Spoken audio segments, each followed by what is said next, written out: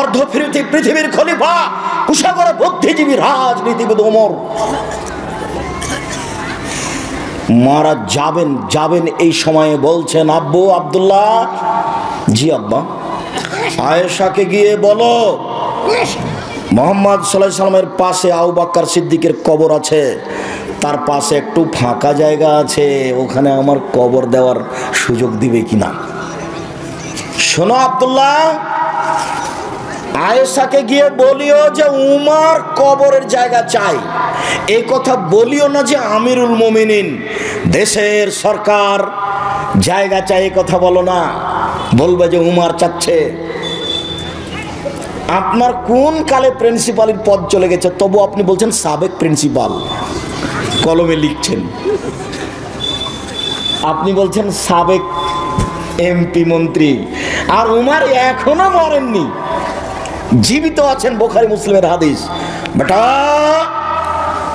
আয়েশাকে গিয়ে বলবা উমর কবরের জায়গা চাচ্ছে, বলিও না যে দেশের সরকার চাচ্ছে, আমিরুল মুমিনিন চাচ্ছে, এই কথা বলিও না। তো এখন আব্দুল্লাহ গেছেন, সালাম দিয়ে ভিতরে ঢুকে দেখছেন যে আয়েশা বসে বসে কাঁদছেন। উমর মারা গেছেন, সেজন্য আয়েশা বসে বসে কাঁদছেন। কই আয়েশা তো দেখতে আসেননি, আয়েশা রাদিয়াল্লাহু তাআলা আনহা দেখতে আসেননি। অর্ধ পৃথিবীর খলিফা, কুশাগর বুদ্ধিজীবী রাজনীতিবিদ ওমর, অর্ধেক পৃথিবী যার দখলে, সারা পৃথিবীতে এত ইমানদার মানুষ, ব্যতিক্রম মানুষ আল্লাহ কাকে সৃষ্টি করেছেন তা ইতিহাস বলে না। মানুষ হিসেবে এত শক্তিশালী পাওয়ারফুল মানুষ পৃথিবীতে আর কে জন্ম নিয়েছে তা ইতিহাস বলে না। যার রাস্তায় শয়তান হাঁটে না, যার রাস্তায় শয়তান হাঁটে না, এত বড় মানুষ মারা গেছেন, আয়েশা রাদিয়াল্লাহু তাআলা দেখতে আসেননি, বাড়িতে বসে কাঁদছেন। আপনি আপনার স্ত্রীকে কন্ট্রোল করুন, আপনাকে বলছি, দুঃখিত, আপনি মনে কিছু নিয়েন না। আমার কথা যতই আপনাকে তিতে লাগুক, তবে আপনার প্রয়োজন আছে, এটা আপনাকে আমি মনে করাতে চাই। শোনেন, 5 নম্বর উপদেশ থাকছে, 4টা উপদেশ আছে, 5 নম্বর উপদেশ থাকছে, আপনার বাড়িতে মাশাআল্লাহ কারফিউ জারি থাকবে, আপনার বাড়ির যেন আইয়ুবের শাসন, 44 ধারা জারি থাকবে বাড়িতে। আপনার ছেলে, আপনার মেয়ে, আপনার স্ত্রী বাড়ি ত্যাগ করতে পারে না কোনো সময়। শুনুন, 4টা কাজ করলে মহিলারা জান্নাতে যাবে, এ কথা আমি বলিনি, এ কথা মুহাম্মদ সাল্লাল্লাহু আলাইহি সাল্লাম বলেছেন। 1, 5 ওয়াক্ত সালাত। ইবাদতের জগতে ব্যতিক্রম ইবাদত হলো সালাত। 2, রমজান মাসের রোজা, সেম। 3, স্বামীকে মেনে চলা, তিতা লাগলেও মিঠা লাগলেও। উপস্থিত বৈঠকের দিনই মুসলিম বোন, আপনাকে বলছি শোনেন, আপনার স্বামীর মুখ খারাপ, দিন রাত গালি দেয়, কি করবেন? এটা ভাগ্য, মেনে নেন। ও যা বলছে বলতে দেন, মারছে মারতে দেন, গালি দিচ্ছে গালি দিতে দেন, আপনি মেনে নেন। দেখেন 15 দিন 20 দিন 6 মাস যাবৎ স্বামীর সাথে কথা বলছেন না, এই সংসার হবে না। তিতা লাগুক মিঠা লাগুক, আপনি স্বামীকে মেনে চলেন। স্বামী গালি দিয়েছে, তারপর 1 গ্লাস পানি চেয়েছে, তখন আপনি 1 গ্লাস পানি নিয়ে সামনে ঠ্যাক্কস করে রেখে ওদিকে চলে গেলেন। এভাবে সংসার হবে না, এই সংসার চলবে না। দেখেন, আমি আব্দুর রাজ্জাক বিন ইউসুফ আপনার দ্বীনি ভাই হিসেবে বলছি, আপনি আমার কথাটা মেনে নেন, স্বামীকে মেনে চলেন। শেষ পর্যন্ত যদি আপনি মনে করেন যে আব্দুর রাজ্জাক সাহেব আমার চলবে না সংসার, তো আপনি খোলা তালাক করেন। স্বামী যত বড়ই দামি হোক, যত বড়ই চাকরিজীবী হোক, যত বড়ই পরহেজগার হোক, যে কোনো সময় আপনি স্বামী বাদ দিতে পারেন, হাদিস বুখারী মুসলিম। তার নাম খোলা তালাক। আপনি চেয়ারম্যান মেম্বারকে বলবেন আমি ভাত খাবো না, মিটে গেল, একটা ব্যবস্থা করে দিবেন। আপনি নিজেকে খোলা করে নেন, আমি নিষেধ করিনি, তবে আপনাকে আমি আপনার এই স্বামীকে মেনে চলার জন্য অনুরোধ করছি, তিতা লাগলেও মিঠা লাগলেও। দেখেন, সামাজিক অবস্থা সুবিধা নয়, আরেকজন স্বামী এর চেয়ে খারাপও হতে পারে। পরিবেশ পরিস্থিতি কি হবে বলা যায় না, 2-1টা বাচ্চাও হয়ে গেছে, কান্নাকাটি যেটাই হোক, গালি যেভাবে দেখ, আপনি মেনে নেন, ভালো হবে। 4, জেনায় লিপ্ত হবেন না। আব্দুর রাজ্জাক সাহেব ঘটে গেছে জেনা, যে তাহলে আপনি তোবা করেন। শোনেন, তোবা করলে মানুষ পাপ মুক্ত হয়ে যায়। আপনার অন্তর থেকে যদি আপনি তোবা করেন তাহলে আপনার জেনার পাপটা আল্লাহ আবার পাল্টা নেকিতে পূর্ণ করে দেবেন। আপনি জেনা বন্ধ করেন, তোবা করেন, আপনি ভালো নারীদের অন্তর্ভুক্ত হয়ে যাবেন, আপনাদের জান্নাতের সব দরজা খোলা। আর পৃথিবীর পুরুষ নারী সবকে বলা হচ্ছে, আল্লাহ তাআলা বলছেন পৃথিবীর মানুষ পুরুষ নারী শুনে রেখো, ওয়ানাহান নাফসা আনিল হাওয়া ফাইনাল জান্নাতে হিয়াল মাওয়া। যে ব্যক্তি অশ্লীল কাজ থেকে নিজেকে বিরত রাখতে পারবে আমি আল্লাহ তাকে জান্নাতুল মাওয়া দিয়ে দিলাম। যদি আপনি আজকে এই মোবাইলে প্রেমের গল্প বন্ধ করতে পারেন, জেনা বন্ধ করতে পারেন, আল্লাহ বলছেন আমি তাকে জান্নাতুল মাওয়া দিয়ে দিলাম। আল্লাহর কথা। অতএব দিনী বোন, আপনি এই 4টা কাজ করেন, জান্নাতের সব দরজা খোলা। এর সাথে আপনাকে আর একটা কথা বলি, এদিকে শোনেন। আল্লাহ নবী একদিন বলছেন নবীগণ জান্নাতে যাবেন, শহীদেরা জান্নাতে যাবে, সত্যবাদীরা জান্নাতে যাবে, ওই সব মহিলারাও জান্নাতে যাবে যারা স্বামীকে মেনে চলে। নেন এবার সিরিয়ালে আপনারা আছেন, এখনো পুরুষ আসেনি। কেউ যদি বলে আব্দুর রাজ্জাক সাহেব শোনেন শোনেন শোনেন, বুখারী মুসলিমের হাদিস আছে এইভাবে যে ওযু করার পরে যদি কেউ বলে আশহাদু আল্লা ইলাহা ইল্লাল্লাহু ওয়াহদাহু লা শারীকা লাহু ওয়া আশহাদু আন্না মুহাম্মাদান আবদুহু ওয়া রাসূলুহু, তাহলে জান্নাতের সব দরজা খোলা। হাদিস তো বুখারী মুসলিম, তো এটা আপনারও যা মহিলারও তাই না। কথার বুঝানো গেল না মনে হয়। আচ্ছা, ওযু করার পরে যদি এই দোয়া পড়ি তো আমার জন্য জান্নাতের সব দরজা খোলা, তো মহিলা যদি পড়ে তার জন্য, তাহলে এখানে আমার ব্যক্তিগত কিছু আছে, পুরুষের জন্য কিছু আছে। মহিলাদের জন্য যেভাবে বলা হয়েছে মুহাম্মদ সাল্লাল্লাহু আলাইহি ওয়াসাল্লাম ওভাবে পুরুষের জন্য বলেননি। শোনো, নবীগণ জান্নাতে যাবেন, শহীদেরা জান্নাতে যাবে, সত্যবাদীরা জান্নাতে যাবে, ওইসব মহিলারাও জান্নাতে যাবে যারা স্বামীকে মেনে চলে। 3টে গুণের ভিত্তিতে মহিলারা ভালো হতে পারে, 3টি গুণের ভিত্তিতে মহিলারা ভালো হতে পারে। 1, স্বামীর সাথে কথা বললে হাসি মুখে বলে। 2, স্বামী আদেশ করলে পালন করে। 3, স্বামী বাড়িতে না থাকলে নিজেকে গুটিয়ে রাখে, মোবাইলে কারোর সাথে গল্প করে না, খালার বাড়ি ফুফুর বাড়ি চাচির বাড়ি যায় না, এখানে সেখানে যায় না, মনে করে না যে এই সময়তে স্বামী নাই একটু ঘুরে আসি, এই সময়তে স্বামী নাই একটু গল্প করে নিই। এই স্বভাব নেই যার, সে হলো ভালো মহিলা। আপনি বলতে পারেন 3টা গুণ কি? 1, ভুলে গেলেন, স্বামীর সাথে কথা বললে হাসি মুখে বলে। 2, একটা মনে থাকে না যে স্বামী আদেশ করলে পালন করে। 3, স্বামী বাড়িতে না থাকলে নিজেকে হেফাজতে রাখে। মনে থাকবে না?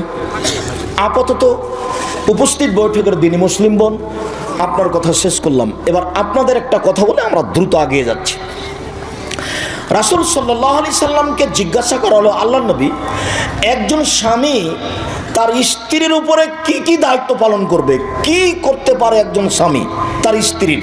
এবার আপনার পালা আসলো, তখন আল্লাহ রাসূল বলছেন, 1, আতেমা মাতায়েমতা, তুমি যে মানের খাও বউকে সে মানের খাওয়াবা।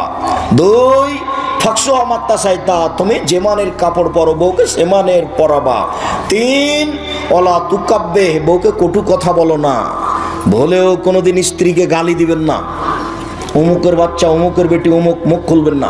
এই চালাক, তোমার স্বভাব পরিবর্তনের জন্য এসেছি, আল্লাহ তোমার স্বভাবকে পরিবর্তন করুক। বেটার দিন রাত তো স্ত্রীকে গালি দাও কেন? তোমার মুখ খারাপ কেন হতো?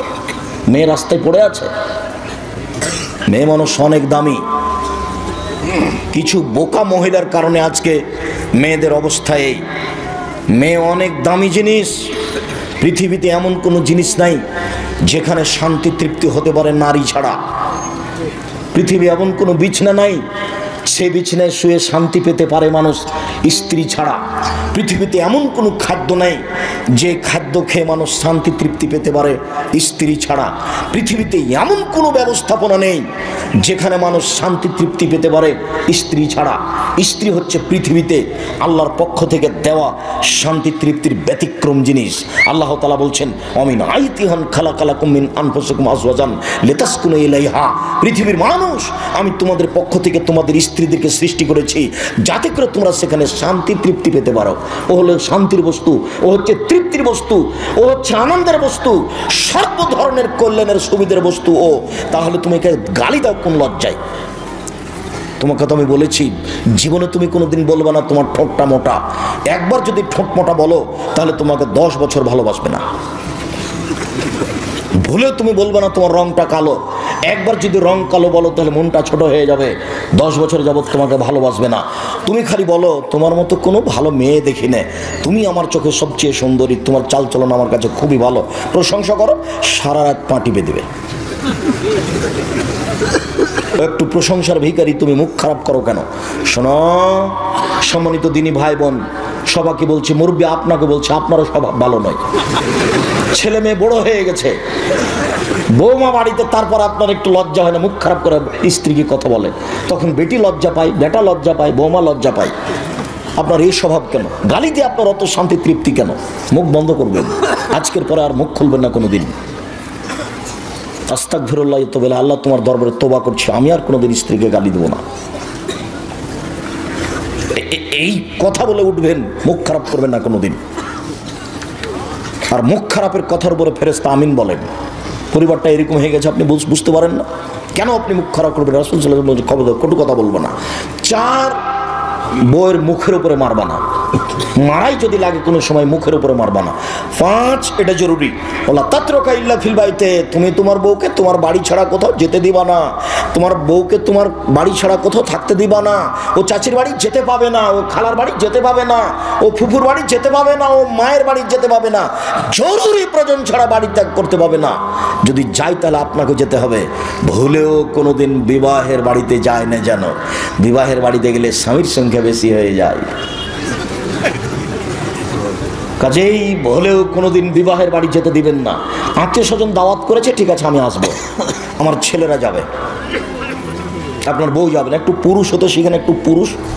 এই যে ছোট ব্লাউজ পরে আছে ওটা আমার বউ,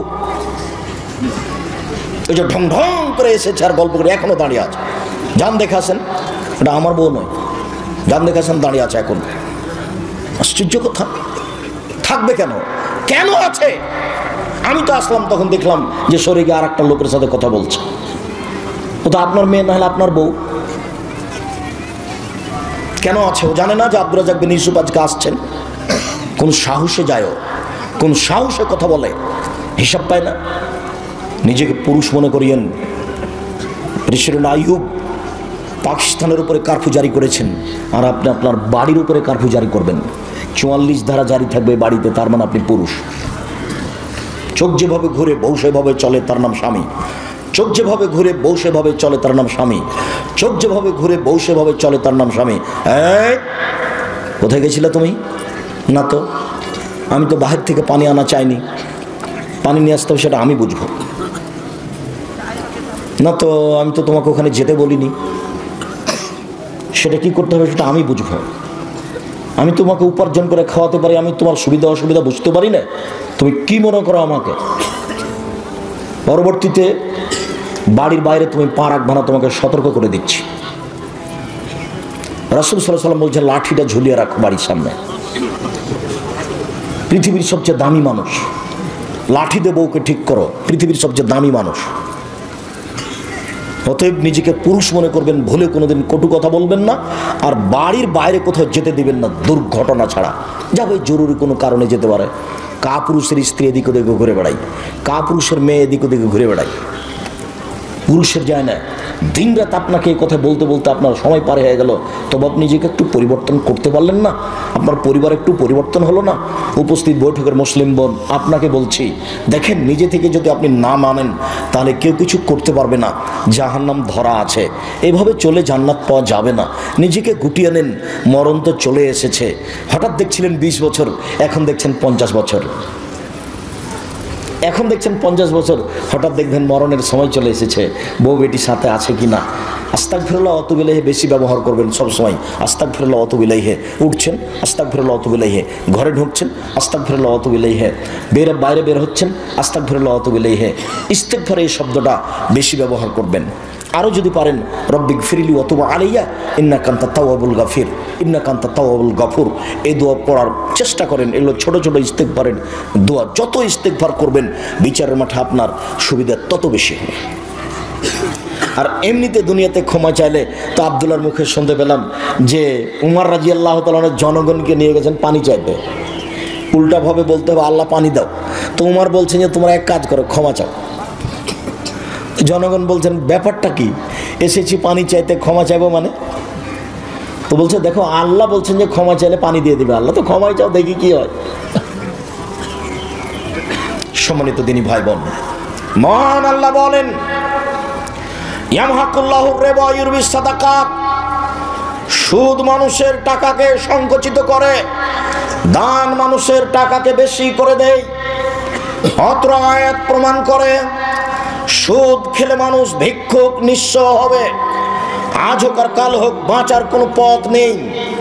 কোটি থেকে কোটি টাকা ইনকাম করলেও আপনার চোখের সামনে টাকা হারিয়ে যাবে, অন্যথা আপনার ছেলের সামনে যাবে, নইলে আপনার নাতি পোতার সামনে যাবে। টাকা একদিন হারাবেই।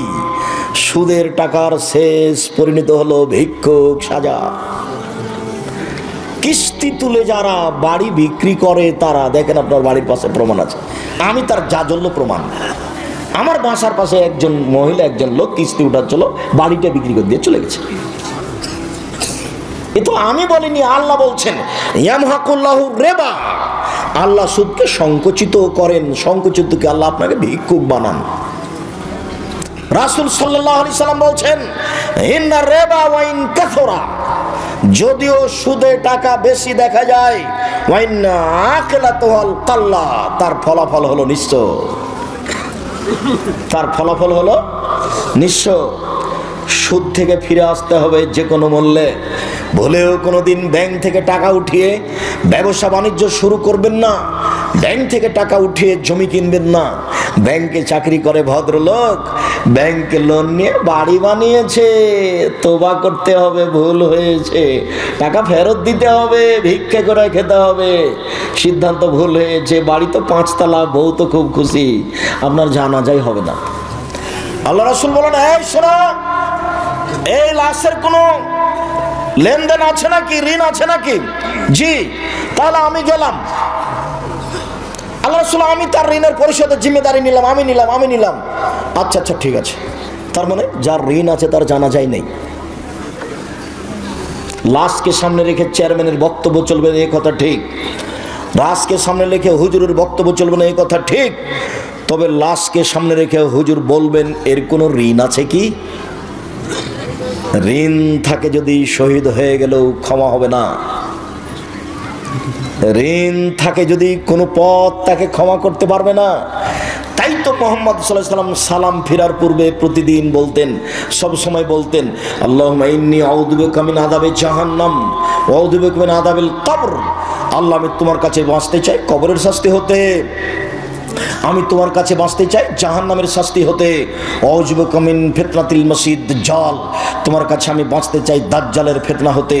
আউযু বিকা মিন ফিতনাতিল মাহি ওয়াল মামাতে, আমি তোমার কাছে বাঁচতে চাই ইহকালের বিপদ, আমি তোমার কাছে বাঁচতে চাই পরকালের বিপদ হতে। ইহকালের বিপদ হতে, পরকালের বিপদ হতে, কবরের ফিতনা হতে, দুনিয়ার ফিতনা হতে। আউযু বিকা মিনাল মাআসামি ওয়াল মাগরাম, তোমার কাছে বাঁচতে চাই আমি ঋণ কর্য হতে, তোমার কাছে বাঁচতে চাই আমি বড় পাপ হতে, তোমার কাছে বাঁচতে চাই আমি ঋণ কর্য হতে, তোমার কাছে বাঁচতে চাই আমি বড় পাপ হতে। দিন রাত তিনি ঋণ থেকে বাঁচতে চাইতেন। আল্লাহ আমার জন্য ঋণ না হয়, আল্লাহ আমার জন্য ঋণ না হয়। আপনার মাথায় কিভাবে বুদ্ধি আসলো, গোবর ঢুকলো যে আপনি ব্যাংক থেকে লোন নিয়ে বাড়ি করতে গেলেন? ব্যাংক থেকে লোন নিয়ে ব্যবসা করতে গেলেন, আমি তো তা কোনোদিন আব্দুর রাজ্জাক বিন ইউসুফ পরামর্শ দিইনি। আমি বলেছি চকলেট দিয়ে ব্যবসা শুরু করতে হবে, তাহলে ঋণ নেওয়া লাগবে না। চকলেটের পরে কি গো? কলা, তারপরে কাপড়, তারপরে আরও কিছু। কলা দিয়ে ব্যবসা শুরু করলে ঋণ নেওয়া লাগবে? চকলেট দিয়ে? তা আপনি কোটি টাকা দিয়ে হিরোইন কিনলেন কেন কলকাতায়, আর ঢাকায় বিক্রি করলেন? এ ব্যবসা চলবে না। সম্মানিত দিনী ভাই বোন, আল্লাহ তাআলা বলেন চিরদিনের জন্য সুদের চূড়ান্ত সিদ্ধান্ত, সুদের ব্যাপার আল্লাহর পক্ষ থেকে চূড়ান্ত ফয়সালা। যারা সুদ খাবে তাদের অর্থ কমে যাবে। রাসূল সাল্লাল্লাহু আলাইহি সাল্লাম বলেছেন, সুদ দেখতে বেশি লাগে বটে, সুদের পরিণাম হলো নিঃস্ব ভিক্ষুক হওয়া। মহান আল্লাহ বলেন, আল্লাহুল বায়আ ওয়া হারামার রিবা, আল্লাহ তাআলা ক্রয় বিক্রয়কে বৈধ করেন, সুদকে হারাম ঘোষণা করেন। জাবের রাদিয়াল্লাহু তাআলা আনহু বলেন, লানা রাসূলুল্লাহ সাল্লাল্লাহু আলাইহি ওয়াসাল্লাম আকালা রিবা। পৃথিবীর মানুষ শুনে রাখো, আল্লাহর নবী অভিশাপ করেন যারা সুদ খায় তাদের উপরে অভিশাপ, যারা সুদ দেয় তাদের উপরে অভিশাপ, যারা সুদের অঙ্ক কষে তাদের উপরে অভিশাপ, যারা সুদের উপরে সাক্ষী থাকে তাদের উপরে অভিশাপ। অকালাহুম সাওয়া, তিনি বলেন সবাই সমান। বলেও কোনোদিন আপনি মনে করবেন না ইসলামী ব্যাংকে চাকরি করা যায়। এ দেশে কোনো ইসলামী ব্যাংক হিসাবে রাসূলের পদ্ধতিতে কোনো ব্যাংকিং ব্যবস্থা নেই। সবারই সম্পর্ক আছে বাংলাদেশ ব্যাংকের সাথে। অতএব কে 100% নিখুঁতভাবে ব্যবসা করছে এই কথা বলতে পারে না। আরো অবাক কথা যে আমি 5 লক্ষ টাকা 10 লক্ষ টাকা রেখেছি ব্যাংকে, প্রতি মাসে আমাকে 1 লক্ষতে 1000 করে টাকা দেয়। ব্যবসা কি এত নিরাপদে হয়? ব্যবসা মানে হলো আমি সাপাহার বাজারে তরি তরকারি কিনলাম, ট্রাক ভর্তি করে নিয়ে গেলাম রাজশাহীতে বিক্রি করব বলে, রাস্তায় গাড়িটা অ্যাক্সিডেন্ট হলো, সবজি নষ্ট হয়ে গেল, তার নাম ব্যবসা। কিনেছিলাম 10,000-এ হলো 10,500, তার নাম ব্যবসা। কিনেছিলাম 20,000-এ হয়ে গেল 15,000, তার নাম ব্যবসা। আরে নিরাপদে প্রতি মাসে আমার জন্য 10 লক্ষতে 10,000, 10 লক্ষতে 10,000, 10 লক্ষ। ধর্ম পাগল হয়ে গেছে। ধর্ম রাজশাহী চাঁপাইনবাবগঞ্জের হাওয়াই লাড্ডু, ধনু হাত মে লাড্ডু হয়, চাহে উসকো খা লে, চাহে উসকো ছোড় দে। ভুল হিসাব ব্যবসা এত নিরাপদ হতে পারে না। অতএব এ দেশের মাটিতে ব্যাংকিং ব্যবস্থায় চাকরি করে পয়সা উপার্জন বৈধ হবে এ কথা অসম্ভব। এ দেশে এমন কোনো এনজিও নেই যে এনজিওতে চাকরি করে সেই পয়সা দিয়ে চাউল কিনে ভাত খেয়ে বাদাত কবুল হতে পারে। ভুল হিসাব। হুজুর যা বলেছেন তা ভুল বলেছেন। এই দেশে যে সন্দেহযুক্ত ব্যবসা আছে সেই সন্দেহযুক্ত ব্যবসা ছেড়ে দিয়ে জীবিকা নির্বাহ করতে হবে। বেশি দিন বেঁচে বেশি পয়সা অবৈধভাবে উপার্জন করার চেষ্টা করিয়েন না, যেহেতু এক সময় যেতেই হবে পৃথিবী ছেড়ে। কাজে এত কিছু হিসাব করা ঠিক হবে না। এই ছেলে, আচ্ছা তোমার আব্বার কথা বলি, তোমাকে বাদ দিলাম, তোমার বাপ বেশি কষ্ট পাবে তো সেই জন্য। তো এখন তো সব জমি কিয়ার হয়ে গেছে। চাঁপাইনবাবগঞ্জের দিয়ারের জমি তো কিয়ার ছিল না, তো ধান জমি মেপে ধান বোনা হতো, জমি মেপে ধান কাটা হতো। তো এখন তোমার বাপ ফাঁড়ি দিচ্ছে, ফাঁড়ি বুঝো ফাঁড়ি, তো সামনে একটা ধানের থোপ পড়েছে, এটা তোমার বাপ কোন দিকে করবে? তোমার বাপ কোন দিকে করেছে জিজ্ঞাসা করি। মানে জাহান্নাম চলে গেছে, তাহাজ্জুদ দিয়ে হবে না। বাপ একটা বুদ্ধি করো, আল্লাহ কিভাবে কি করেছে এখন তো হিসাব দিতে পারবো না। তো যাক 10,000, 20,000, 50,000 টাকা জামিয়া সালাফে বাইতুল হাম জামে মসজিদে দিয়ে দিলাম, আল্লাহ তুমি বাঁচা। পথ সহজ একটা হতে পারে, নিরুপায় এই পথটা অবলম্বন করা যেতে পারে। 10-এর পয়সা ক্ষমা হওয়ার কোনো পথ নেই, আরেকজনের হক ক্ষমা হওয়ার কোনো পথ এভাবে নেই। তার কাছে ক্ষমা নিতে হবে, ধান ফেরত দিতে হবে, না হলে একটা পথ অবলম্বন করলে হতে পারে পথ। আল্লাহ আলাম। সম্মানিত দিনী ভাই বোন, যত পথ আছে সুদের সব পথ বন্ধ। আব্দুল্লাহ ইবনে হানজালা গাসিল রাদিয়াল্লাহু তাআলা আনহু বলেন, রাসূল সাল্লাল্লাহু আলাইহি সাল্লাম বলেছেন, দিরহাম রিবা ইয়াকুলু রাজুলু ইয়ালাম আসাদ মিন সিদ্দাত সালাসিনা জিনিয়া।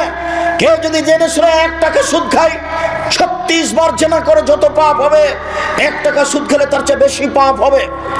সম্মানিত দিনী ভাই বোন, পাপের চেয়ে বড় আছে, তবে ভাষা এত কঠিন নেই। পাপের চেয়ে বড় আছে, তবে ভাষা এর চেয়ে কঠিন নেই। এই ছেলে, ওই যে তোমার পাশ থেকে, ওই যে আপনার পাশ থেকে লোকটা বা ছেলেটা উঠে চলে যাচ্ছে, আপনি নিষেধ করেন না? আমি তো বেশি ক্লান্ত, আমি তো এখান থেকে বের হয়ে লক্ষ্মীপুর যাব, নোয়াখালী প্রতিষ্ঠানে উঠব। আমি তো এসেছি সাতক্ষীরা থেকে এসে প্রতিষ্ঠানে থেকেছি, কাজ করেছি। তারপরে জোহরের পরে ফতোয়া বোর্ডে বসেছি। আপনাদের মাসিক আল ইতেসামের ফতোয়া বোর্ড হয় প্রতি মাসে। আপনাদের একটা অতীব গুরুত্বপূর্ণ পত্রিকা আছে, মাসিক আল ইতেসাম পত্রিকা। সম্মানিত দিনী ভাই বোন, সব কিছু হারিয়ে গেলে মাসিক আল ইতেসাম পত্রিকা হারায় না যেন। আমার জীবনে বড় স্বাদ, আমি এদেশের মাটিতে উন্নত মানের প্রতিষ্ঠান গড়ব। সেটাই জামিয়া সালাফিয়া ডাঙ্গিপাড়া পবা রাজশাহী, সেটাই জামিয়া সালাফিয়া রূপগঞ্জ নারায়ণগঞ্জ ঢাকা, সেটাই জামিয়া সালাফিয়া 6 মাইল বাবুগঞ্জ বরিশাল, সেটাই জামিয়া সালাফিয়া তেঘরা বিরল দিনাজপুর, আরও অন্যান্য ডিস্ট্রিক্টে ভাবছি। আমার মনে বড় স্বাদ, আমি এদেশের মাটিতে উন্নত মানের প্রতিষ্ঠান গড়বই ইনশাআল্লাহ। আমার কাছে টাকা পয়সা থাক আর না থাক, আমার কাছে টাকা নাই এ কথাও সত্য, এখানে প্রতিষ্ঠান গড়বে এ কথাও সত্য, ইনশাআল্লাহ গড়বে। জামিয়া সালাফিয়া ডাঙ্গিপাড়া পবা রাজশাহীর বাইতুল হাম জামে মসজিদে এখন পর্যন্ত খরচ হয়েছে প্রায় 10 কোটি টাকা। তা আমি তো 10 টাকারও মালিক নই। 90% জমির উপরে মসজিদ, প্রায় 20 বিঘে জমির উপরে এই প্রতিষ্ঠান। 1700 ছাত্র এখন বোর্ডিংয়ে খায়, 800 মেয়ে এখন বোর্ডিংয়ে খায় রাজশাহীতে। 2 প্রতিষ্ঠান মিলে 3500 ছেলে মেয়ে পড়াশোনা করে, সব ভিন্ন ভিন্ন স্থানে থাকে। এখন প্রায় 20 লক্ষ টাকা মাসে বেতন লাগছে জানুয়ারি থেকে, তো 20 লক্ষ। সম্মানিত দিনী ভাই বোন, এই প্রতিষ্ঠানের মুখপাত্র পত্রিকা হচ্ছে মাসিক আল ইতেসাম পত্রিকা, যার কারণে এই পত্রিকার সাথে আপনার সম্পর্ক থাকতে হবে। কাজে আপনি আমাকে ক্লান্তি দেখায়েন না। ফতোয়াট শেষ করে 7:30 8টার সময় আমি গাড়িতে উঠেছি, গাড়িতে উঠে আপনার এখানে এসেছি। আমি আপনার সামনে এখন কথা বলছি, কথা বলে আমি ঢাকা জামিয়া সালাফিয়া হয়ে আমি যাব লক্ষ্মীপুর নোয়াখালী, সেখানে প্রোগ্রাম করে ফিরে জুমার খুতবা দিব কুমিল্লা ইনশাআল্লাহ। কুমিল্লা থেকে খুতবার পরে আমি যাব ব্রাহ্মণবাড়িয়া, ব্রাহ্মণবাড়িয়া, ওখানে প্রোগ্রাম শেষে আমি যাব সিলেট মৌলিবাজার ইনশাআল্লাহ। সিলেট মৌলিবাজার হয়ে বিমান হয়ে ঢাকা হয়ে সৈয়দপুর হয়ে দিনাজপুরে প্রোগ্রাম করে রাজশাহী ফিরবো, এই মর্মে বের হয়েছি। আপনি যদি বলেন আব্দুর রাজ্জাক সাহেব আমি আপনার চেয়ে ক্লান্ত, তাহলে কি এটা চলবে? দয়া করে আমাকে কাজ দেখায় না কিছুক্ষণ। সম্মানিত দিনী ভাই বোন, আর আপোষে কোনো কথা বলবেন না, আপনাকে বলছি। আর এরপরে আপনি আপনার স্ত্রীকে বলে দিন যেন চিল্লাচিল্লি না করে, ঢং যেন না দেখায়, একবার মুখ বন্ধ করে ছেলেকে কোলে নিবে, মুখ বন্ধ করে, মুখ খুলে যেন কিছু না বলে। আর ছেলেরা তোমরা খুব সোচ্চার হও। জেনা সবচেয়ে মহাপাপ, জেনা ঘৃণিত পাপ। যেগুলো বড় বড় পাপ রয়েছে তার সবচেয়ে ঘৃণিত পাপ হলো জেনা। জেনার পাপের ভাষা এত কঠিন নয়। সবচেয়ে ঘৃণিত পাপ হলো চুরি। চুরির পাপের ভাষা এত কঠিন নয়। ঘৃণিত পাপ হলো মিথ্যা সাক্ষী। নওগাঁ জেলে 20 বছর থেকে একটা লোক আছে, নিজেই জানে না আমি কেন জেলে। ও হলো 1 নম্বর আসামি। যেদিন মারামারি হয় সেদিন ও ছিল রংপুরে, আর সাক্ষী দাদা বলছে আমি নিজ চোখে মারতে দেখেছি। অথচ যাকে মারতে দেখেছি বলছো সেদিন ওই গ্রামেই ছিল না। তাহলে কেমন সাক্ষী দিলে? এর না মিথ্যা সাক্ষী। মিথ্যা সাক্ষী দিবে যে সে জাহান্নামে যাবে। তবে ভাষা এত কঠিন নয়। পাপের জগতে সবচেয়ে বড় পাপ হলো শিরক, তবে ভাষা এত কঠিন নয়। পাপের জগতে দ্বিতীয় মহাপাপ হলো বাপ মায়ের অবাধ্য চলা, তবে ভাষা এত কঠিন নয়। অবাক ভাষা, অবাক হতে হয়। রাসূল সাল্লাল্লাহু আলাইহি ওয়াসাল্লাম বলছেন, কে যদি জেনে শুনে 1 টাকা সুদ খায়, 36 বার জেনা করে যত পাপ হবে, 1 টাকা সুদ খেলে তার চেয়ে বেশি পাপ হবে, তার নাম সুদ। রাসূল সাল্লাল্লাহু আলাইহি সাল্লাম বলেন, আর রিবা সাবুনা জুজান আইসা রাহান করাজুল উম্মাহু। সুদের পাপের 17টি ভাগ রয়েছে। তার ছোট ভাগ হলো মার সাথে জেনা করলে যেমন পাপ হয়। ইন্না লিল্লাহি ওয়া ইন্না ইলাইহি রাজিউন। সুদের পাপ ছোট থেকে বড়, বড় থেকে ছোট। তার সবচেয়ে ছোট ভাগ হলো মার সাথে জেনা করলে যেমন পাপ হয়। বলেন তো কেমন ভাষা! এরকম ভাষা অন্য কোনো পাপের সাথে জড়িত নয়। এই হচ্ছে সুদের পাপ। আপনি আমার দিকে চেয়ে থাকবেন এক খেলে। আমি একটা লম্বা হাদিস অনুবাদ করছি, আর কোনো ছেলে যেন আপনার পাশ থেকে না উঠে, কোনো মহিলা যেন আপোষে কথা না বলে। অল্পক্ষণে আমি কিছু অংশ অনুবাদ করে কিছু অংশ বলে শেষ করব। শুধু অনুবাদ করলে ঘন্টা যাবত লেগে যাবে। আমি এই সুদের অংশ দেখানোর জন্য একটা হাদিস অনুবাদ করছি, আপনি এক খেলে আমার দিকে চেয়ে থাকবেন। শামর ইবনে জুনদুব রাদিয়াল্লাহু তাআলা আনহু বলেন, রাসূল সাল্লাল্লাহু আলাইহি সাল্লাম ফজরের সালাত আদায় করে আমাদের মুখামুখি হয়ে জিজ্ঞাসা করতেন, হালরা মিনকুম আল-লাইলাতা রুয়া, সঙ্গী সাথে তোমরা কেউ স্বপ্নে কিছু দেখেছো? ফান রাহাদুল কাসাহা, কেউ যদি কোনো কিছু স্বপ্নে দেখতো তাহলে আল্লাহ রাসূলের সামনে বলে দিত। আল্লাহ রাসূল তখন তার তাবির করে দিতেন, তোমার স্বপ্নের ফল হলো এই, তোমার স্বপ্নের ফল হলো এই, তোমার স্বপ্নের ফল হলো এই। একদা ফজরের সালাতের পরে আল্লাহর নবী আমাদেরকে বলছেন, তোমরা কি গত রাত্রে কোনো স্বপ্নে কিছু দেখেছো? বললেন লা। আমরা বললাম জি না, আমরা স্বপ্নে কিছু দেখিনি। তখন আল্লাহ রাসূল নিজে বলছেন, শোনো, ইন্নী রাআইতুল লাইলাতা রাজুলাইনি, আমি গত রাত্রে দুইটা লোককে স্বপ্নে দেখলাম। ফাতায়ানি, তারা দুইজন আমার কাছে আসলো। ফা খাজা বিয়াদাইয়া, তারা আমার দুই হাতকে ধরলো, ধরে বাইতুল মুকাদ্দাসের দিকে টেনে নিয়ে যেতে লাগলো। তারা আমার দুই হাত ধরে টেনে নিয়ে যাচ্ছে। যেতে যেতে আমি একটা লোকের পাশে চলে আসলাম। দেখি লোকটা বসে আছে, আর তার পাশে একটা লোক দাঁড়িয়ে আছে। তার হাতে আছে একটা লোহার লাঠি, বাঁকা লাঠি, ফেদ খোলে পিসিদকে বাঁকা লোহা লাঠি। তার লোহার লাঠি তার মুখের ডান দিকে ঢুকিয়ে দিচ্ছে, ঢুকিয়ে চিরে ফেড়ে পিছন দিকে নিয়ে যাচ্ছে। আবার লাঠিটা বের করে মুখের বাম দিকে লাগিয়ে দিচ্ছে, বাম দিককে চিরে ফেলে পিছন দিকে নিয়ে যাচ্ছে। আবার লাঠিটা বের করে ডান দিকে লাগাচ্ছে। লাঠিটা আনতে না আনতে দেখে ডান দিক ঠিক হয়ে গেছে, আবার চিরে ফেলছে, আবার বাম দিকে লাগাচ্ছে। বারবার এই দৃশ্য। আমি বললাম, মা হাজা, একই দৃশ্য। তারা দুজন বললেন, ইনতালেক, চলতে থাকেন। ফান তালাক না, আমি কিছু না বলে আমরা চলতে থাকলাম। চলতে চলতে চলে আসলাম, দেখি একটা লোক চিত হয়ে শুয়ে আছে, শুয়ে আছে, আর একটা লোক পাশে দাঁড়িয়ে আছে, তার হাতে একটা পাথর আছে। ইয়াসদাকু বিরাসাহু, এই পাথর দিয়ে মারছে তার মাথার উপরে। মাথায় লেগে মাথা একবারে ভেঙে চৌচির হয়ে যাচ্ছে, পাথরটা ছিটকে চলে যাচ্ছে। লোকটি পাথরটা আনতে যাচ্ছে, এইখানে আসতে না আসতে দেখে মাথাটা ঠিক হয়ে গেছে। ফাদার আসো কামাকানা, মাথা যেমন ছিল তেমন হয়ে গেছে। যত বারে মারে তাদা দাহাল হাজারো, পাথরটা ছিটকে চলে যায়। ফান্তালাকে এলাই হেলিয়া খোঁজাহু, ও আবার পাথর আনতে চাই, দেখে মাথা ঠিক হয়ে গেছে। দৃশ্য দেখে আমি বললাম, মা হাজা, একই দৃশ্য। কালা, তারা দুজন বলেন, ইনতালেক, চলতে থাকেন। ফান্তালাক না, কিছু না বলে চলতে থাকলাম। চলতে চলতে ফা আতাই না আল্লাহ নাকবিল মিসরি তান্নুরে, একটা গর্তের পাশে চলে আসলাম। দেখি গর্তটা চুলার মতো, তন্দুরি রুটি সিদ্ধ করার জন্য যে চুলা থাকে সেই চুলা। ফা আলা হুসাইকুন অসফলও আসে, তার উপর হচ্ছে সংকীর্ণ, ভিতর হচ্ছে প্রশস্ত। উপর হচ্ছে সংকীর্ণ, ভিতর হচ্ছে প্রশস্ত। তাতাওয়াক্কাদু ফিন নার, তার ভিতরে আগুন ধাঁধা ধাঁধা ধাঁধা করে জ্বলছে। ফাইজা ইরতাফাত ইরতাফাউ, যখন আগুন জোরে জ্বলে উঠছে তখন ভিতরে যা আছে সব উপরে চলে যাচ্ছে, মনে হচ্ছে বের হয়ে পড়ে যাবে। ফাইজা খামেদাত রাজাউ ফিহা, আগুন যখন একটু কমে যাচ্ছে সব নিচের দিকে চলে যাচ্ছে। ফিহারে জ্বলন নেশান, ওরা দেখি সেখানে নারী পুরুষ উলঙ্গ অবস্থায় জমা ধরে আছে। আর যখন আগুন জোরে জ্বলে উঠছে নারী পুরুষ একসাথে হয়ে উলঙ্গ অবস্থায় ধাঁধা ধাঁধা ধাঁধা করে উপরে চলে যাচ্ছে। আবার যখন আগুন কমে যাচ্ছে আবার নিচের দিকে চলে যাচ্ছে। আমি বললাম, মা আচ্ছা, একই দৃশ্য, ছি ছি ছি ছি ছি ছি, জীবনের একই কথা।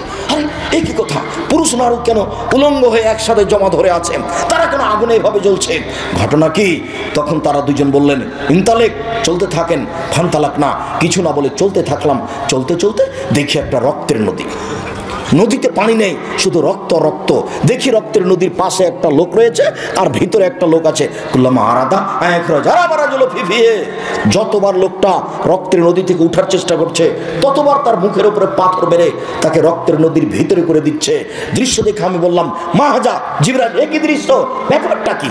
লোকটাকে এইভাবে মেরে রক্তের নদীর মাঝামাঝিতে করা হচ্ছে কেন? নদীতে কেন পানি নাই, শুধু রক্ত রক্ত, ঘটনা কি? তারা দুজন বললেন, ইনতালেক, চলতে থাকেন। ফান্তালাক না, কিছু না বলে চলতে থাকলাম। ফাতাইনা আলা রাউজাতিন খাজরা, চলে আসলাম একটা সবুজ বাগানে, বিশাল বাগান, ঝকঝকে টকটকে আছে সবুজ বাগান। ফিহা সাজারাতুন নাজিমা, দেখি তাতে একটা বিশাল বড় গাছ। অফি আসলি সাজারের সাইখন, দেখি গাছের পাশে একটা বৃদ্ধ মানুষ বসে আছেন। অমামু আলাদুন নাসের, দেখি বৃদ্ধ মানুষের সামনে কতগুলি বাচ্চা ছেলে ছোটাছুটি দৌড়াদৌড়ি করছে। রাজুলুন কারিবুল মিনাশ সাজারে, গাছ থেকে একটা দূরে একটা লোক ইউকুদুন নারা, দেখি লোহার লাঠি নিয়ে আগুনকে উত্তেজিত করছে। ফাসায়দা বিয়া সাজারা, তারা দুজন আমাকে গাছের উপর দিকে নিয়ে চলে গেল। অতখানের দাঁড়ান নিগে একটা ঘরে ঢুকিয়ে দিল। মারাইতো হাসানা কাত্ত, আমার জীবনে এত সুন্দর টকটকে ঝকঝকে ঘর জীবনে কোনোদিন দেখিনি। সেই ঘরের ভিতরে দেখি যুবক যুবতী বৃদ্ধ ছেলে মেয়ে সব ভর্তি। ফাখরাজানি মিনহা, তারা দুজন আমাকে সে ঘর থেকে বের করে নিল, আর উপরে নিয়ে চলে গেল, আর উপরে নিয়ে গিয়ে একটা ঘরে ঢুকিয়ে দিল। হে হাসান আফজাল মিনহা, আরে পরের ঘরটা আগের ঘরের চেয়ে অনেক অনেক অনেক উত্তম, অনেক সুন্দর। কি আর আমি বিবরণ দিই। আমি দেখি সেখানে যুবক আর বৃদ্ধ মানুষ আছে, মহিলা নেই, ছেলে মেয়ে নেই, এটা দেখতে পাই না, শুধু দেখলাম যুবক আর বৃদ্ধ মানুষ। আমি তাদের দুজনকে বললাম, আখবিরিন আমার আয়তো, শোনো আমি যা কিছু দেখেছি আমাকে বলে দাও, আমি এগুলো কি দেখলাম, কালা নাম। তারা দুজন বলল, জি হ্যাঁ আপনাকে সব বলে দিচ্ছি। এবার আপনি আরো সতর্কতার সাথে এক খেলে চেয়ে থাকবেন। এই ছেলে, কারো গায়ে হাত রাখো না, রেডি হও। তোমাকে আমি বিরক্ত করতে আসিনি, তোমার বিরক্তির আগে আমরা আলোচনা শেষ করব। যেহেতু এখন সব দৃশ্যগুলি যেগুলো তিনি দেখলেন তার বিবরণ দেওয়া হবে। এক খেলে চেয়ে তখন হাদিস বুখারী, সন্দেহের কিছু নেই। ওই যে আপনি দেখলেন যার মুখের পাশ দিয়ে লোহার লাঠি, বাঁকা লাঠি ঢুকিয়ে মুখ চিরে ফেলা হচ্ছে, রাজুলুন কাযযাব, ও হলো মিথ্যুক, মিথ্যা কথা বলতো। আজকে দোকানে বসে কটা মিথ্যা কথা বলেছেন? এই ছেলে, তুমি তো খুব ছোটাছুটি করো, মিছিল বের করো, তোমার মাথায় কিছু আছে? তোমাকেও খেতে দিবে? মানুষের বাড়িতে কাজ করে খাও, মানুষের পিছনে পড়িও না। পৃথিবী অনেক বড়, দেখো মিথ্যে কথা ত্যাগ করো, বাকি আর কোনোদিন মুখ দিয়ে মিথ্যে কথা বলবো না। এ দেখো আল্লাহ রাসূল বলছেন এইভাবে তার মুখ চিরে ফেলা হবে বিচারের দিন পর্যন্ত, বারবার মুখকে চিরে ফেলা হবে ওর যে মিথ্যে কথা বলে। তারপর ওই যে দেখলেন একটা লোক চিথে শুয়ে আছে, পাশ থেকে পাথর দিয়ে তার মাথাকে ভেঙে ফেলে দেওয়া হচ্ছে। ফারাজুলুন আলেম, মনে হচ্ছে না হুজুর মানুষ। বক্তা হলে আরো কঠিন, হুজুর হলেই কঠিন, বক্তা আরো কঠিন। আব্দুর রাজ্জাক সাহেব, বক্তা কেন কঠিন এটা একটু বলবেন? হ্যাঁ, সেটা আপনার জানা আছে। ওই যে আল্লাহ রাসূলকে একবার জিবরাইল উপরে নিয়ে যাচ্ছিলেন, দেখলেন যে কতগুলো লোকের ঠোঁট জিভাকে আগুনের কাঁচি দিয়ে কেটে দেওয়া হচ্ছে। জিভাকে আগুনের কাঁচি দিয়ে কেটে দেয়, বিশাল কথা তো, আগুনের কাঁচি জিভাকে কেটে দেওয়া হচ্ছে। তা আল্লাহ রাসূল তো দেখে অবাক। জিবরাইল বলে এ কি কথা? আরে মানুষের জিভাকে কেটে দেওয়া হচ্ছে কেন? মান হলে এরা কারা? তখন জিবরাইল বলছেন, হাউলাই খুতবাউ মিন উম্মাতিক, এগুলো আপনার উম্মতের বক্তা। আমি বলেছি শতকরা 95 জন বক্তা মিথ্যুক, তবে আমি বলিনি ইনি মিথ্যুক, এ কথা আমি বলিনি। আমি বলেছি শতকরা 98 জন মুফাসসির মিথ্যুক, তবে আমি বলিনি ইনি মিথ্যুক। তোমার যদি সাহস হয় যে আমার মুফাসসির মিথ্যা কথা বলে না, তাহলে তুমি পেশ করতে পারো, আমি তোমাকে কথায় কথায় দেখাবো। শোনো, দিন রাত দেখালাম, ওই তো তাবিজের কথা নকশা করা আছে, আর মানুষের বানানো দোয়া, দোয়া খাতমিল কোরআন, কোরআন শরীফ খতমের দোয়া, আমি কিয়ামত পর্যন্ত সময় দিয়েছি, আরও সময় দিয়েছি। বর্তমানে এসে যদি 3 ফুট পর পর দাঁড়ানো প্রমাণ হয়ে যায়, তা আমি আব্দুর রাজ্জাক বিন ইউসুফ আর কোনোদিন বক্তব্য দিব না। আজ থেকে নিয়ে কিয়ামত পর্যন্ত যদি কাবা ঘরে প্রতিদিন 3 ফুট পর পর দাঁড়ায়, তবুও হবে না। মুহাম্মদ সাল্লাল্লাহু আলাইহি সাল্লামকে আবার পৃথিবীতে আসতে হবে, এসে বলতে হবে, পৃথিবীর মানুষ আমি মুহাম্মদ বলছি তোমরা 3 ফুট পর পর দাঁড়াও। সেদিন হতে পারে, তাছাড়া হবে না। যেহেতু মুহাম্মদ সাল্লাল্লাহু আলাইহি সাল্লাম কিয়ামত পর্যন্ত আর কোনোদিন আসবেন না, এই সিদ্ধান্তের কোনোদিন পরিবর্তনও হবে না। মসজিদে মরে যাওয়া ভালো, মাঠে মরার চেয়ে কোথায় মরবো? মসজিদেই মরি। আরে সুলিও হয়নি, ফাঁসিও হয়নি। ইংরেজ সরকার আলেম ওলামাকে ধরে ফাঁসি দিত, আর ছেলে মেয়েকে বাড়ি থেকে বের করে দিয়ে বাড়িতে আগুন লাগিয়ে দিত। এটা হলো ইংরেজদের সিদ্ধান্ত। লোকটাকে কি করেছে? মাওলানা সাহেবকে ধরে কি করেছে? ফাঁসি দিয়ে দিয়েছে। আর স্ত্রী ছেলে মেয়েকে কি করেছে? বাড়ি থেকে বের করে দিয়েছে। তারপর বাড়িটাকে কি করেছে? আগুন দিয়ে জ্বালিয়ে দিয়েছে। তো ওই বেশি মাজলুম না আপনি? আপনার সুলিও হলো না, ফাঁসিও হলো না, আর আপনি বলেন হ্যাঁ বেশি মানুষ আসবে না, বেশি মানুষ আসবে না 3 ফুট পর পর। আর আপনি একটা মসজিদের সর্দার সভাপতি, দাড়ি ছোট করা চাচা আছে, আর আপনি বলছেন হ্যাঁ বেটা 3 ফুট পর পর দাগ দাও, 3 ফুট পর পর দাগ দাও, যে লাল কালি দিয়ে দাগ দিলে দিন 3 ফুট পর পর। ও দাড়ি চাচা, সভাপতি, সেক্রেটারি। আমি আব্দুর রাজ্জাক বিন ইউসুফ আপনাকে সভাপতিও করিনি, সেক্রেটারিও করিনি, করবো না। আর আপনাকে আমি হিসাব করে আমার জীবনে কোনোদিন কথা বলিনি, বলবো না। পয়সা নিয়ে আমাকে বক্তব্য দিতে হবে এটা না। কালকে আমি সাতক্ষীরা থেকে এসেছি, 1 পয়সা দেয়নি, 1 পয়সা নয়। তো সাতক্ষীরাতে তো গাড়িটা এমনি আসবে না নাকি? এমনি আসবে? এরকম কতদিন আছে, কতদিন আছে। একবারে দিনাজপুর থেকে এসেছি, সে একবারে শেষ প্রান্ত 1 পয়সা দেয়নি। পরীক্ষা করে দেখছে, দেখি কি হয়। আর এ তো সাপাহার, এটা তো নওগাঁ, এটা তো হিসাবই নাই। আর পিছন থেকে একজন বলছে যে এই মাঠে নাকি কম টাকা দিয়েছে, সেজন্য নাকি আসছেন না। আমি কখন এসেছি এটা আমার মনে নাই, আল্লাহ মাফ করো। শোনো এই ছেলে, শোনো, আমার উপরে কোনো মন্তব্য করো না, না জেনে। তোমার মন্তব্য হয়ে যাবে, মন্তব্য হয়ে যায় হিংসা করে। ভুলেও কোনোদিন কারো পাল্লাতে পড়ে অন্তত আমি আব্দুর রাজ্জাক বিন ইউসুফ, আমার উপরে কোনো মন্তব্য করো না। আল্লাহর কসম, আল্লাহর কসম, আমি আমার জীবনে কোনোদিন স্বার্থ নিয়ে একটা পা ফেলেছি তা আমার মনে নেই। কেউ যদি আমার সামনে প্রমাণ করে দিতে পারে যে আব্দুর রাজ্জাক সাহেব একদিন আমার কাছে পথ খরচ পাথেও চেয়েছিল, তাহলে আমি আর কোনোদিন বক্তব্য দেব না। আচ্ছা, টাকা কম দিয়েছিলে সেই জন্য অনেক দিন পরে আসলাম, এটাই হলো। কিন্তু পাথেও চেয়েছিলাম কি? এটা কি তুমি বলতে পারো? যখন আমার হাতে টাকা দিয়েছিলে তখন আমার মুখখানটা একটু কালো কালো, কেমন কেমন দেখলে, এরকম মনে হয় কি?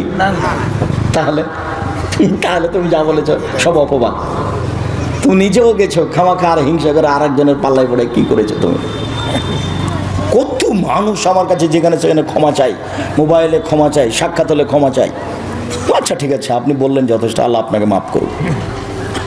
সম্মানিত দিনী ভাই বোন, ওই যে আপনি দেখলেন রাসূল সাল্লাল্লাহু আলাইহি সাল্লামকে বলছেন জিবরাইল, ওই যে আপনি দেখলেন মাথা ভেঙে ফেলা হচ্ছে, ও হচ্ছে মওলানা মানুষ, জানা অনুপাতে আমল করেনি, যার কারণে শাস্তি হচ্ছে।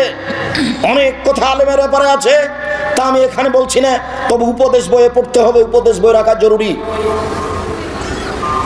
কে বড় ক্ষতিগ্রস্ত, কে বড় লাভবান রাখা জরুরি। রিজিক রাখতে আপনি বাধ্য, অন্তত রিজিক বইটি 10 বার পড়বেন। আব্দুল্লাহ লিখা মিন্নাতুল বারি নিজের ছেলের লিখা মনে করবেন, বুখারীর ব্যতিক্রম ব্যাখ্যা মিন্নাতুল বারি মনে করবেন আমার নিজের ছেলে রেখেছে, আমি একটু লিখেছে, একটু বইটা পড়ে দেখি। আমার আদরের ছেলে লিখেছে, বইটা একটু পড়ে দেখি। এইভাবে আপনি একটু ভালোবাসা দেখিয়ে পড়বেন, অনেক উপকার হবে, আশা রাখি ইনশাআল্লাহ। সম্মানিত দিনী ভাই বোন, আমি বলছিলাম রাসূল সাল্লাল্লাহু আলাইহি সাল্লামকে তারা বললেন, ওই যে আপনি দেখলেন একটা গর্তে আগুন জ্বলছে, ধাঁধা ধাঁধা করে জ্বলছে, আর তারা উলঙ্গ অবস্থায় পুরুষ নারী জমা ধরে আছে। আগুন যখন জোরে জ্বলছে উপরে চলে যাচ্ছে, আবার যখন আগুন কম হচ্ছে তখন নিচে চলে যাচ্ছে। অমজনাতা জাওয়ানি, ওরা হচ্ছে ব্যভিচারনী। যারা জেনা করেছে জীবনে, তারাকে উলঙ্গ অবস্থায় জমা করে দেওয়া হয়েছে, জমা করে দিয়ে আগুনের ভিতরে ফেলে দেওয়া হয়েছে। জ্বলছে, জ্বলতে জ্বলতে আগুন জ্বরে উঠে উপরে যাচ্ছে, আবার নিচে চলে আসছে। রাসূল সাল্লাল্লাহু আলাইহি ওয়াসাল্লাম অন্য এক বর্ণনায় বলেছেন যে আমাকে জিবরাইল এবং মিকাইল নিয়ে গেল, দেখি হঠাৎ করে অনেক মানুষ আসাদ ইন্তেফাখান ফুলে ফেপে বিশাল বিশাল আকৃতি হয়ে আছে, 30-40 হাত উঁচু উঁচু লাশ পড়ে আছে। এত গন্ধ, মনে হচ্ছে গ্রামের টয়লেট, মনে হচ্ছে গণশৌচাগার, মনে হচ্ছে গ্রামের টয়লেট, মনে হচ্ছে গণশৌচাগার, গন্ধে টিকা যায় না। আমি বললাম জিবরাইল মান হাউলা, এরা কারা জিবরাইল? তখন জিবরাইল বললেন অহমদ জোনাতা জাওয়ানি, এরা হলো ব্যভিচারনী। একটা হাসান হাদিস, অনেকে বলতে চেয়েছেন হাসান ও নয় জয়ীব, হাসান হাদিস। রাসূল সাল্লাল্লাহু আলাইহি ওয়াসাল্লাম বলেছেন যেসব মহিলারা জেনায় লিপ্ত হবে ওদের লজ্জা স্থানের গন্ধে জাহান্নামীরা জাহান্নামে থাকতে পারবে না। যেসব মহিলারা জেনায় লিপ্ত হবে ওদের লজ্জা স্থানের গন্ধে জাহান্নামীরা জাহান্নামে টিকতে পারবে না। জিবরাইল একই কথা। আর এত ফুলে ফেপে কে তারা, এত কেন মোটা মোটা? জিবরাইল বললেন ওরা হলো ব্যভিচারী। এই যে দেখছেন উলঙ্গ অবস্থায় জমা হয়ে জ্বলছে, এরা হলো ব্যভিচারী। তারপরে আপনি দেখলেন একটা লোক রক্তের নদীতে পড়ে আছে, যতবার উঠতে চেষ্টা করছে ততবার পাশ থেকে পাথর মেরে তাকে রক্তের মাঝামাঝিতে করে দেওয়া হচ্ছে। ওহ আকেলু রেবা, ও হচ্ছে সুদখোর। লম্বা হাদিস অনুবাদ করে আসছি এই বাক্যটার কারণে। কেউ যদি 1 টাকা সুদ খায়, 36 বার জেনা করলে যত পাপ হবে, 1 টাকা সুদ খেলে তার চেয়ে বেশি পাপ হবে। 2, সুদের পাপের 17টি ভাগ রয়েছে। ছোট ভাগ হলো মার সাথে জেনা করলে যেমন পাপ হয়। দেখেন তো ভাষাটা কেমন, মানুষ মার সাথে জেনা করবে, মার সাথে জেনা করলে যেমন পাপ হয়। 3, কেউ যদি সুদ খায় তাহলে তাকে রক্তের নদীতে ফেলে দিয়ে তাকে পাথর দিয়ে তার মুখকে ভেঙে চৌচির করা হবে যতদিন পর্যন্ত বিচার না হচ্ছে। শেষ বিচার হলো জাহান্নাম। সম্মানিত দিনী ভাই বোন, সুদের অবস্থা আপনি বুঝতে পারলেন। সুদের দুনিয়াতে শেষ পরিণতি ভিক্ষুক, সুদের শেষ পরিণতি পরকালে জাহান্নাম। সুদের শেষ বিচারের মাঠের অবস্থা হলো রক্তের নদীতে পড়ে থাকা। রক্তের নদীতে আপনি পড়ে থাকবেন যতক্ষণ পর্যন্ত বিচার না হচ্ছে। এই ছেলে, সিরিয়াল বলো, মনে করে নিয়ে যেতে হবে। এই ছেলে, খেয়াল করো এদিকে। 1, সুদের শেষ পরিণতি দুনিয়াতে কি? ভিক্ষুক হওয়া। আমি বুঝছি টাকা বেশি হলো তার ফলাফল এই। 2, কেউ যদি 1 টাকা সুদ খায় তাহলে সেটা কি হলো? 36 বার জেনা করার সমান পাপ হলো, তার চেয়ে বেশি। 3, সুদের পাপের 17টি ভাগ রয়েছে। ছোট ভাগ হলো মার সাথে জেনা করলে যেমন পাপ হয়। 4, কেউ যদি সুদ খায় তাহলে তাকে রক্তের নদীতে বিচারের মাঠে ফেলে দেওয়া হবে। যতক্ষণ পর্যন্ত বিচার শেষ না হচ্ছে ততক্ষণ পর্যন্ত কোথায় থাকবে? রক্তের মধ্যে পড়ে থাকবে, রক্তের মধ্যে। আর পাশ থেকে বারবার তার মুখের উপরে পাথর মারা হবে। আজ থেকে তওবা করে এইভাবে আস্তাগফিরুল্লাহ ওয়া আতুবু ইলাইহি, আস্তাগফিরুল্লাহ ওয়া আতুবু ইলাইহি। আপনাকে আমি আশ্বস্ত করে যাচ্ছি আর একটা জরুরি। এই ছেলে থামো, আমি দোয়া করছি, কথার শেষে এসেছি। আমি আপনাকে আশ্বস্ত করছি দিনী ভাই বোন, শোনেন, আজকেই যদি তওবা করতে পারেন, আল্লাহ আমি সুদের লেনদেন বন্ধ করলাম, ইনশাল্লাহ সব পাপ ক্ষমা হয়ে যাবে। কেন? এই পাপ কার সাথে জড়িত? আল্লাহর সাথে জড়িত। কাজে নিরাশা হবেন না। এরপরে আপনি যে দেখলেন গাছের পাশে একজন বৃদ্ধ মানুষ, তিনি হচ্ছেন ইব্রাহিম আলাইহিস সালাম, সামনে কতগুলি বাচ্চা ছেলে। তারপর আপনি যে দেখছেন উনি হচ্ছেন জাহান্নামের মালিক, আগুন উত্তেজিত করছে। আমি যে আপনার ডান হাত ধরে আছি আমি হচ্ছে জিবরাইল, ইনি যে আপনার বাম হাত ধরে আছেন ইনি হচ্ছেন মেকাইল। আপনি উপর দিকে মুখ করেন, আমি করলাম। ওই যে ঘর, এটা আপনার ঘর। তখন আমাদের নবী বললেন ছেড়ে দেন, তাহলে আমি ঘরে ঢুকি। তখন তারা দুইজন বললেন না না, আপনার বয়স বাকি আছে, যেদিন আপনার বয়স শেষ হয়ে যাবে সেদিন আপনি এখানে চলে আসবেন। বুখারী। সম্মানিত দিনী ভাই বোন, আমি আপনাকে সংক্ষিপ্ত বিবরণে সুদ থেকে কঠিনভাবে সতর্ক সাবধান থাকার জন্য অনুরোধ জানাচ্ছি। 5 ওয়াক্ত সালাত আদায়ের জন্য অনুরোধ জানাচ্ছি। বিশেষভাবে বটগাছের নিচে আপনার সব বই, আচ্ছা, বই পুস্তকগুলি আজকে এখানে নাই মনে হয়, বটগাছের নিচে আছে। আপনার সাথে আমার শেষে জরুরি কয়েকটি কথা। তার প্রথম কথা হচ্ছে সব দিনই ভাই বোনকে মাসিক আলিতে সম্পত্রিকা নিতে হবে। আজ না পাওয়া গেলেও ব্যবস্থা করতে পারবেন রাজশাহী থেকে। এরপরে আব্দুল্লাহ লিখা বই রিজিক বইটি সংগ্রহ করতে হবে। আব্দুল্লাহ লিখা বই মিন্নাতুল বারি, কে বড় ক্ষতিগ্রস্ত কে বড় লাভবান, বইগুলি সংগ্রহ করতে হবে। আর জামিয়া সালাফিয়ার জন্য দোয়া করতে হবে। রূপগঞ্জ, নারায়ণগঞ্জ, ঢাকায় মার্চের 4-5 মার্চ দেশের সব বড় বড় আলেম ওলামা উপস্থিত থাকবেন, সবাই সেদিন উপস্থিত হবেন।